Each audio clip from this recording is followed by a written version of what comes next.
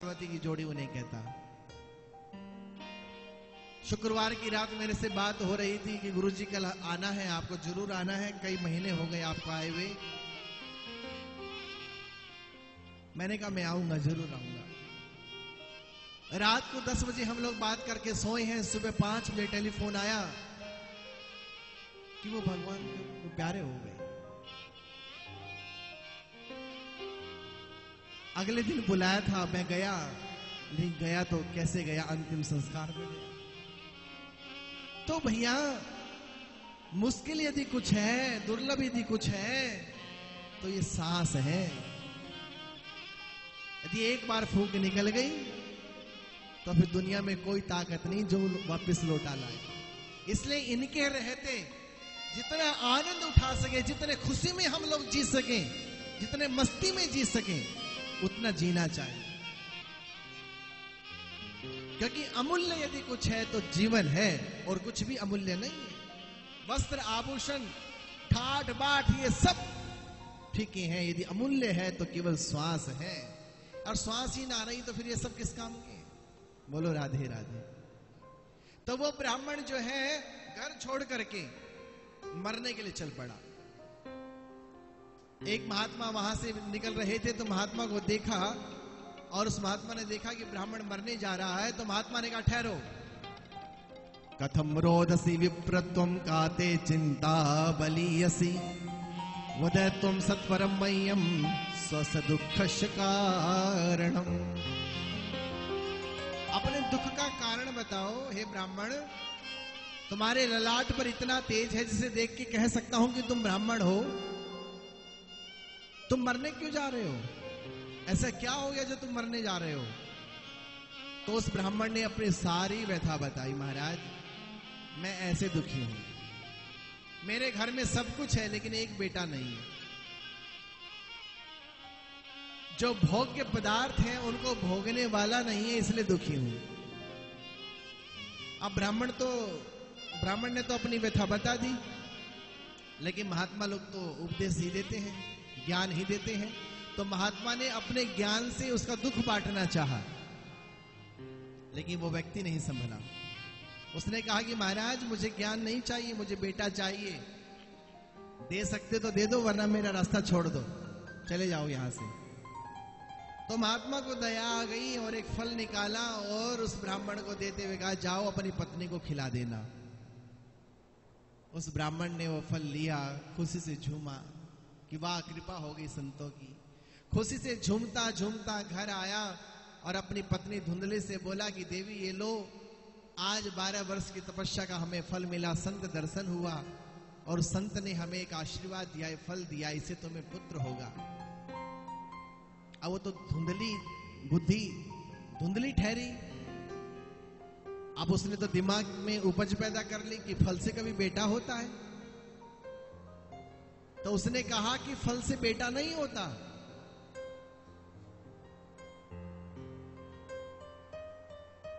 आत्मदेव ने कहा, महात्मा ने कहा है तो खा लेना, क्या बिगड़ता है।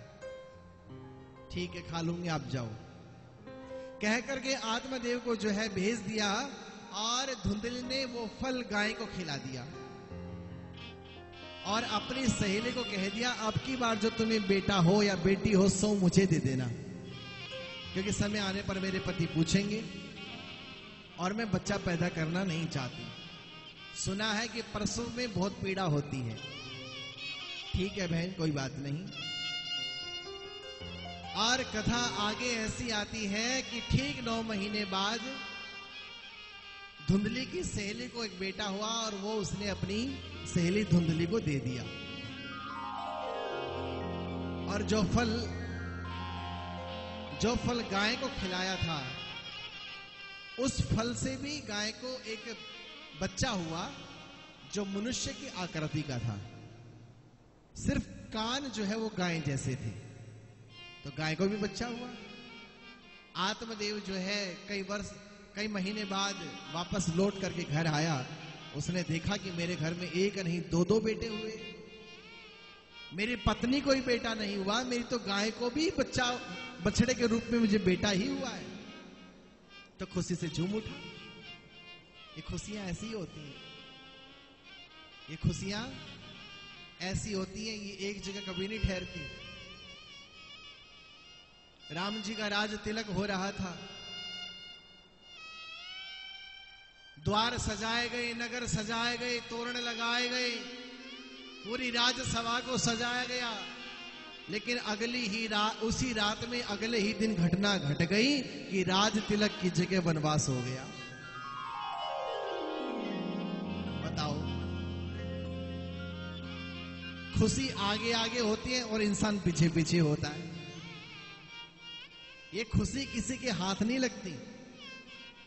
हाथ यदि कुछ लगता है तो केवल हार ही हाथ लगती है। बोलो राधे राधे।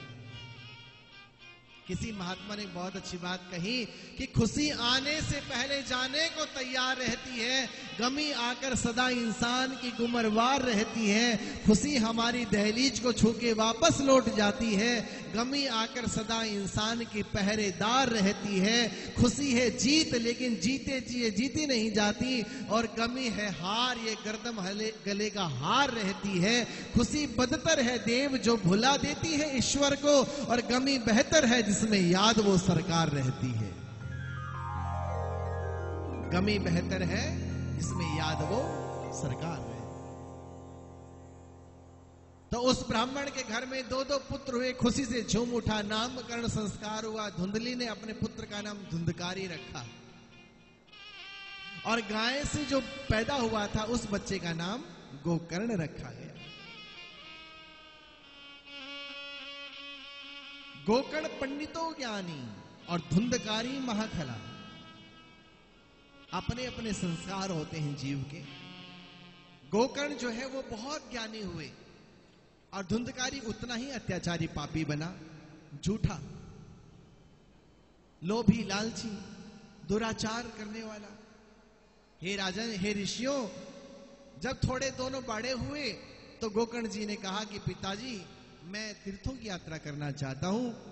तो पिता की आज्ञा पा करके तीर्थों की यात्रा पर निकल पड़े। आप में से कितने लोग हैं जिन्होंने भारतवर्ष के अधिकतम तीर्थ किए?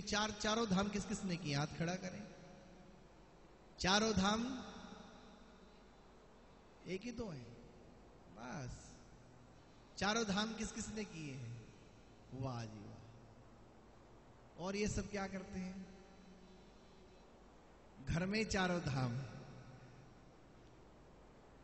सारे तीर्थ धाम आपके, हे गुरुदेव प्रणाम।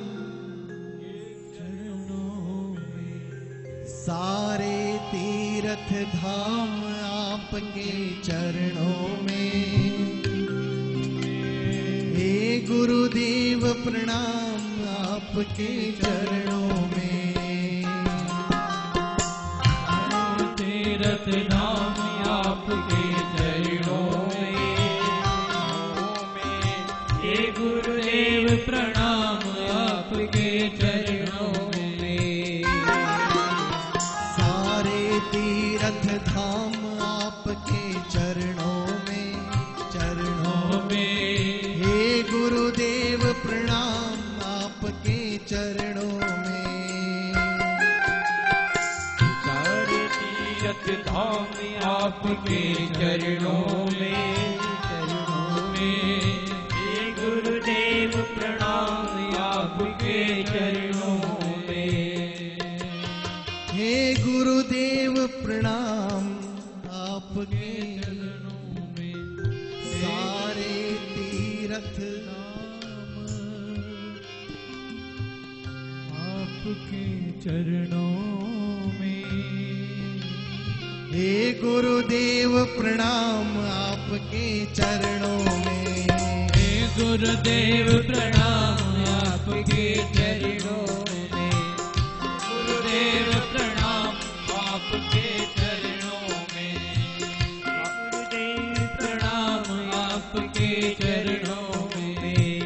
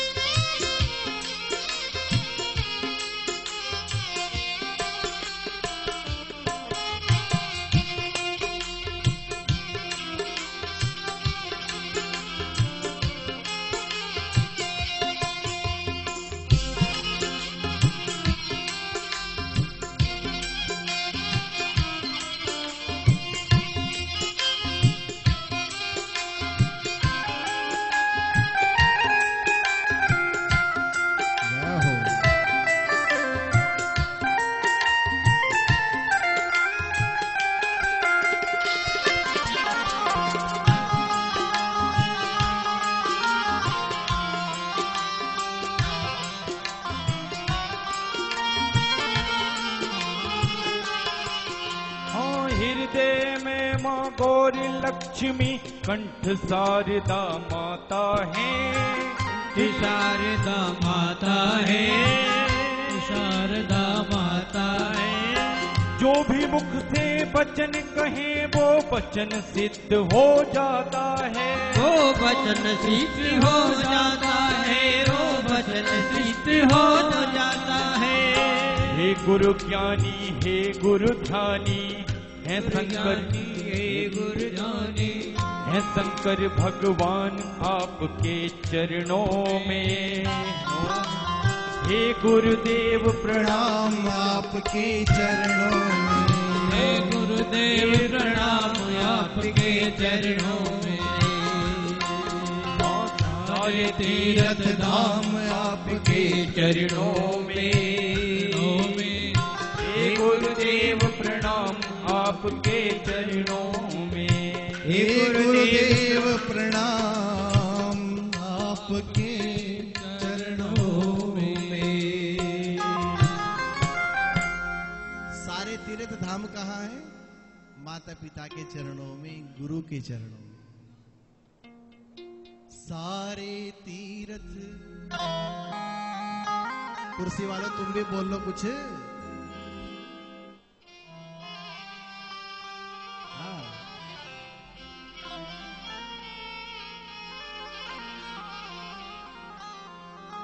सारे तीर्थ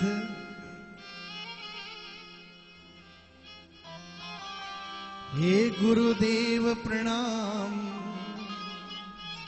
बोले सतगुरुदेव भगवान की जय।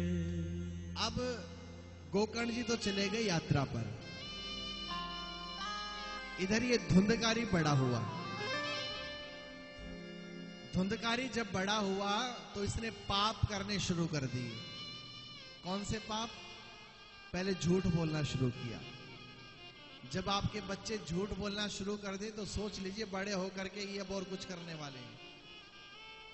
तो छोटे छोटे बच्चे जब झूठ बोले तो उन्हें तभी डांट देना चाहिए, क्योंकि झूठ ही सब पापों का बाप है।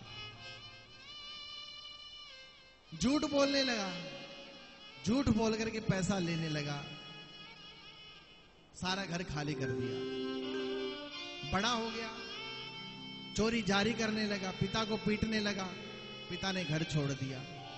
मां को पीटने लगा, मां ने कुएं में कूद करके आत्महत्या कर ली। और जब पिताजी को पीटा, पिताजी बाहर निकले तो घूमते घूमते वन में पहुंचे तो गोकर्ण जी महाराज से मिलना हुआ। गोकर्ण जी महाराज ने पिताजी से मिलन किया और आत्मदेव ने अपनी सारी व्यथा, सारा दुख दर्द अपने पुत्र आत्मदेव ने अपने पुत्र गोकर्ण को सुनाया। गोकर्ण ने कहा, पिताजी चिंता मत करो। किस बात के लिए रोते हो? अपना क्या है? और वही ज्ञान दिया जो कपिल भगवान ने मां अपनी देवहूति को दिया था। देहस्ति मांस रुधिरे भिमतम तजत्वम छाया सुतादिषु सता ममतां विमुञ्च पश्यानिशं जगदिदं क्षणभङ्गनिष्ठं वैरागरागरसिको भवभक्तिनिष्ठः। देहस्थि मांसरुधिरो हिमतं तजत्वं जाया सुतादिषु सदा ममतां विमुञ्च। हे पिताजी, इस ममता को कब छोड़ोगे आप?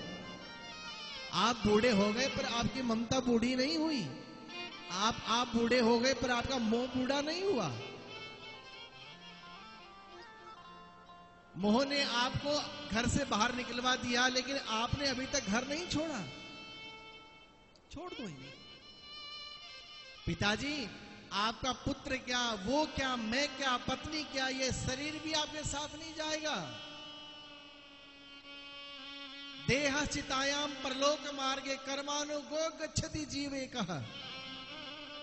चिता में भस्म हो जाएगा पिताजी, तुम्हारे साथ केवल तुम्हारे कर्म जाएंगे और कोई नहीं जाएगा। सब भूल जाओ, यहां तक कि मुझे भी भूल जाओ। गोकर्ण गीता का पाठ सुनाया है और जो इतना दिव्य ज्ञान दिया, आत्मदेव जी ने गले लगाया और समाधि लगाई और भगवान में लीन हो गए। सत्य तो यही है। कोई साथ न आया था, ना कोई साथ जाएगा। जब तक सासों का ताना बाना तभी तक मेला है, और इस मेले में ही रंगत लगी हुई है। मेला जैसे लगता है, मेला ऐसे बिछुड़ता भी है। बोलो राधे राधे। आज ज्ञान की कथा है ना। ये ज्ञान हमें मन में धारण करना है कि सब मेरा नहीं है, भले ही सब में मैं हूं, क्योंकि जो परमात्मा मुझ में समाया है वो सब जगह है, पर सब कुछ मेरा नहीं। परमात्मा ही सिर्फ मेरे हैं। आत्मदेव जी का उद्धार हुआ, गोकर्ण जी महाराज घर पहुंचे और उधर एक घटना घट चुकी थी कि उस धुंधकारी ने 5 वेश्याओं को घर में लाके रख लिया था और उन 5 वेश्याओं ने धुंधकारी को मार दिया। मरने के बाद प्रेत बना, तो घर में प्रेत बन करके जो है रहने लगा। तो जिस रात में गोकर्ण जी महाराज उस घर में आए, तो रात में प्रेत बन करके जो है वो डराने लगा। भिन्न भिन्न तरह की आवाज करता हुआ गोकर्ण जी को डराने लगा। हे ऋषियों, गोकर्ण जी महाराज ने हाथ में जल लेकर के चारों दिशाओं में जब छिड़का, तो एक छाया बन करके एक आकृति, मनुष्य की आकृति खड़ी हो गई। गोकर्ण जी ने पूछा कि भैया कौन हो तुम, मुझे क्यों डरा रहे हो? तब उस छाया ने कहा कि भैया मैं कोई और नहीं हूं, अहम भ्राता तुदीयोस्मि धुंधकारी नामना। मैं कोई गैर नहीं हूं, तुम्हारा ही भाई हूं। अरे मेरा भाई तो धुंधकारी था। हाँ मैं वही तो हूं। तो तुम प्रेत कैसे बन गए? स्वकीनेव दोषेण ब्रह्मत्वं नाशितम मया। अपने स्वकर्म के कारण ही मैंने इस ब्रह्मदेह को दूषित करके मैंने नाश कर डाला। मैंने इसका नाश कर दिया। इसका कर्ता केवल मैं ही हूं, इसलिए मैं प्रेत बना हूं। और भैया इस प्रेत योनि में मुझे बहुत कष्ट मिल रहा है, इसलिए मेरी मुक्ति का उपाय करो। गोकर्ण जी महाराज ने कहा चिंता न करो, मैं अवश्य तुम्हारी इस मुक्ति का उपाय करूंगा। और गोकर्ण जी महाराज अगली सुबह उठे, सूर्य भगवान को अर्घ दिया। तुभ्यमेव जगत साक्षी, जगत के साक्षी, कर्म के साक्षी सूर्य भगवान है। सूर्य भगवान को अर्घ देते हुए पूछा कि हे भगवान, मेरे भाई का जो है मोक्ष किस प्रकार से होगा, सो आप कहिए। तो सूर्य भगवान ने कहा कि गोकर्ण जी, सप्ताह वाचनम कुरु, सप्ताह वाचन करो। भागवत कथा के वाचन करने मात्र से तुम्हारे भाई की मुक्ति हो जाएगी। हे राजन, हे ऋषियों, गोकर्ण जी महाराज ने एक नदी का किनारा था, वहीं पर एक बांस का पेड़ जहां पर लगा हुआ था 7 ग्रंथि वाला, वहीं पर आसन लगाया, लोगों को न्योता दिया। गांववासी वहां पर आए और कथा प्रारंभ हो गई। ऐसी कथा आती है कि पहली कथा के दिन पहली एक ग्रंथि खुल जाती है। हमारे शरीर में 7 ग्रंथियां हैं। ये 7 ग्रंथि वाला ये बांस का पेड़ है मानो। और पहले दिन की कथा हुई, पहली ग्रंथि खुली। दूसरे दिन की कथा हुई, दूसरी ग्रंथि खुली। इस प्रकार 7 दिन की कथा हुई। 7वें दिन 7 ग्रंथियों को खोलने के बाद में 7 ग्रंथियों का भेदन करके वो धुंधकारी भगवान की परम पदवी को प्राप्त हो गया। बोले भागवत भगवान की। उस प्रेत योनि को त्याग करके देव योनि को, देव देह को प्राप्त हुआ और देव देह को प्राप्त करके भागवत भगवान को प्रणाम किया और कहने लगा, धन्य धन्य भागवती वार्ता प्रेत पीड़ा विनाशिनी। धन्य है ये भगवान की पवित्र कथा जो प्रेत की भी पीड़ा को हरने वाली है। अब देखो भाई, जब प्रेत की पीड़ा भी भागवत कथा से दूर हो जाती तो मनुष्य की व्यथा क्यों नहीं दूर होगी। लेकिन इसे मन से सुना जाए, इसे श्रद्धा और प्रेम के साथ सुना जाए, इसे अपना समझ करके सुना जाए, तो ये पीड़ा को अवश्य दूर करती है। सनकादिक जी महाराज नारद जी महाराज को ये वृतांत सुनाते हुए कहते हैं कि हे ऋषियों, गोकर्ण जी महाराज ने अपने भाई की मुक्ति का उपाय किया। तब गांव वाले बोले कि तुम्हारे भाई तो मुक्त हो गए, पर हम मुक्त क्यों नहीं हुए? तब गोकर्ण जी महाराज ने पुनः कथा का जो है शुभारंभ किया। उस कथा में सभी मुक्ति का उपाय लेकर के, मुक्ति का हेतु लेकर के जो है सब लोग कथा सुनने के लिए बैठे और सभी के लिए विमान आया है और सभी लोग जिन्होंने कथा सुनी वो सब भगवान के धाम को चले गए। बोले भागवत भगवान की। तो इस कथा के कहने का, सुनने का ये फल है, जो भी इस कथा को कहता है, सुनता है, वो भगवान के परम धाम का वासी हो जाता है। न तद भाषयते सूर्यो न शशांको न पावक यद गत्वा न निवर्तन्ते तद धाम परमम ममः। जिस धाम पर न सूर्य है, न चंद्रमा है, न अग्नि है, न पानी है, जो धाम भगवान के तेज से ही प्रकाशित है, ऐसा दिव्य धाम किसको प्राप्त होता है? जो भगवान की इस पवित्र कथा को सुनता है। बोलो राधे राधे। हे ऋषियों, मैंने तुम्हें इस कथा का महात्म्य सुनाया। आओ अब हम सब मिलकर के कीर्तन करते हैं। तो सूत जी महाराज कहते हैं कि सनकादिकों ने मंजीरा उठाया, खड़ताल उठाई, गाने लगे, नाचने लगे, झूमने लगे। किसके साथ? भक्ति के साथ। क्या? नाचो भक्ति के साथ। और जब भक्ति के साथ जीव नाचता है तो ज्ञान भी नाचता है और वैराग भी नाचता है। ज्ञानियों को भी नाचते हुए देखा है और बड़े बड़े वैरागियों को भी नाचते देखा है। कौन? भगवान शंकर। भगवान शंकर से बड़ा कोई अवधूत नहीं है, भगवान शंकर से बड़ा कोई ज्ञानी नहीं है, और भगवान शंकर से बड़ा कोई वैरागी नहीं है। और ऐसे ज्ञानी, वैरागी, अवधूत महात्मा भी नाचे तो किसके आगे? भगवान कृष्ण के आगे। कैसे नाचे? जब गोपियों ने कहा उठा के खड़ताल, उठा के मंजीरे, गोपी कहती है मतवारे जोगी रे,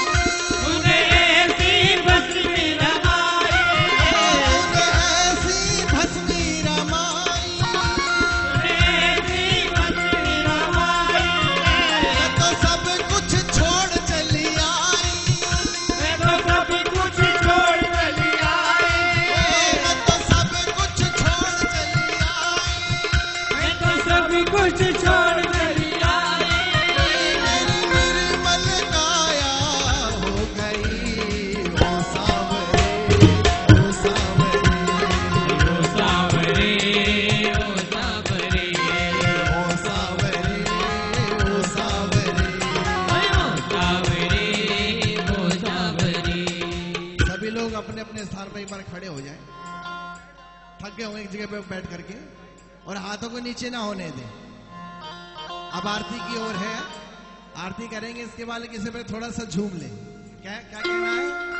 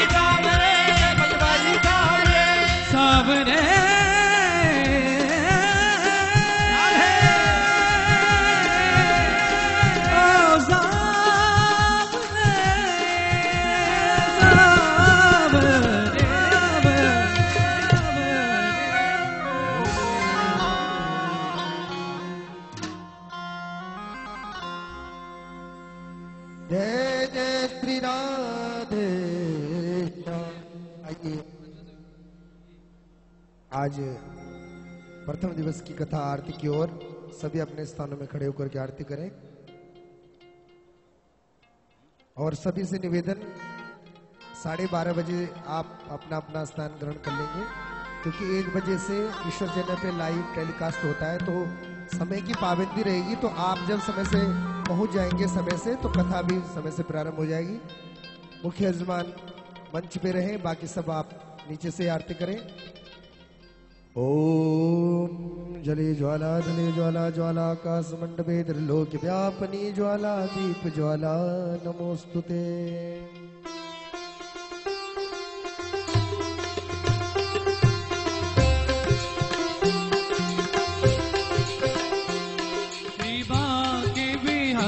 तेरी आरती गाऊं, शिवा के बिहारी तेरी आरती गाऊं, श्री राधा रमण तेरी आरती गाऊं, श्री राधा रमण तेरी आरती गाऊं। मोर मुकुट तेरे शीश पे सोहे, मोर मुकुट तेरे शीश पे सोहे, प्यारे बंशी मेरा मन मोहे, प्यारी बंशी मेरा मन मोहे, प्यारी छवि के नित दर्शन पाऊं, प्यारी छवि के नित दर्शन पाऊं। चरणों से निकली गंगा तारी, चरणों से निकली गंगा तारे, जिसने सारी दुनिया तारी, जिसने सारी दुनिया तारी, उन्हें चरणों को शीश नमाऊं, श्रीनाथ बिहारी तेरी आरती गाऊं। व्यासदास के नाथ आप हो, व्यासदास के नाथ आप हो, सुख दुख जीवन प्यारे साथ आप हो, सुख दुख जीवन प्यारे साथ आप हो। प्यारी छवि पे मैं बल बल जाऊं, श्री मैं तो बल बल जाऊं।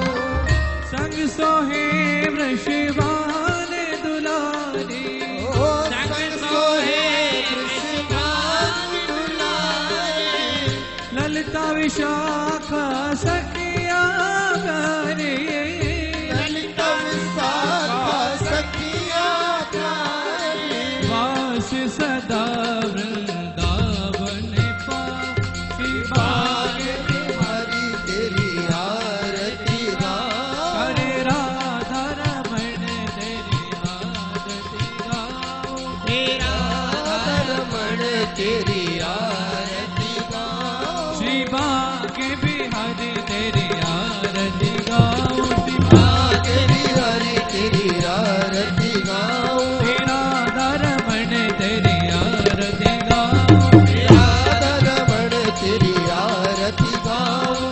कर्पूर गौरम करुणावतारम संसार सारम जगज्जेहारम, सदा वसन्तं हृदयारविन्दे भवं भवानी सहितं नमामि। त्वमेव माता च पिता त्वमेव, त्वमेव बन्धो सखा त्वमेव, त्वमेव विद्या द्रविणं त्वमेव, त्वमेव सर्वं मम देव देवा, त्वमेव सर्वं मम देव देवा, त्वमेव सर्वं मम देव देवा। कदली गर्भ सम्भूतं कर्पूरेण प्रदीपितं मारार्तिकं महागुरुवे पश्यमे वरदो भुवा। पात्रमध्ये तोयं भ्रामितं भगवतो पर्यङ्गलगन्निष्याणां सर्वं कष्टं विपोहति। ॐ यज्ञेन गमयजन्तदेवास्तानि धर्माणि प्रथमान्यासन्नः देहनागं महिमानः शचन्दद्रपूर्वेशाद्याः सन्ति देवाः। एकदन्ताय विद्महे वक्रतुण्डाय धीमहि तन्नो दन्ती प्रचोदयात्। तत्पुरुषाय विद्महे महादेवाय धीमहि तन्नो रुद्रः प्रचोदयात्। नारायणाय विद्महे वासुदेवाय धीमहि तन्नो विष्णु प्रचोदयात्। महालक्ष्मी च विद्महे विष्णुपत्नी धीमहि तन्नो लक्ष्मी प्रचोदयात्। नन्दनन्दनाय विद्महे राधा प्रियाय धीमहि तन्नो श्रीकृष्ण प्रचोदयात्। सेवन्तिकावकुलचम्पकपाटलाब्जे पुन्नागजातिकरवेलरशालपुष्पै उल्लप्रबालतुलसीदलमञ्जरीभिः त्वां पूजयामि जगदीश्वर मे प्रसीद। नानासुगन्धपुष्पाणि यथा कालोद्भवानि च पुष्पाञ्जलिर्मया दत्तं ग्रहण परमेश्वर। बोलिए श्रीमद्भागवत महापुराण की व्यास भगवान की, सुखदेव जी महाराज की, श्री परीक्षित जी महाराज की, पितृदेवताओं की। जय जय श्री राधे, जय जय श्री राधे, जय जय श्री राधे श्याम। सभी से निवेदन, आरती प्रसाद लेकर के अवश्य जाएं। और आज प्रथम दिवस में कलश यात्रा कई कार्य थे, तो कल से ठीक 1 बजे कथा प्रारंभ हो जाएगी। पूज्य महाराज श्री ठीक 1 बजे व्यासपीठ पर विराजमान हो जाएंगे। आप सभी से आग्रह रहेगा कि 12:30 बजे आप सभी लोग अपना अपना स्थान यहाँ ग्रहण कर लें, जिससे कि 1 बजे से और 4 बजे का समय जो ईश्वर चैनल पे लाइव सीधा प्रसारण का जो समय है, उस सुचारू रूप से कथा का समय वही रहे। तो आप सभी से निवेदन कि समय अनुसार आकर के इस ज्ञान गंगा में गोता लगाएं। जय श्री राधे।